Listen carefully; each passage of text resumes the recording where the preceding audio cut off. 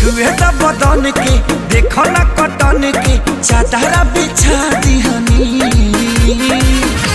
बलम जी मन पिघला दिहनी पलंग पर झुलुहा झुला दिहनी बड़ी यार बात बेड अब फान के फान के फान के टूट जाए राजा जी टूट जाए राजा जी पलंग सागवान के टूट जाए राजा जी पलंग सागवान के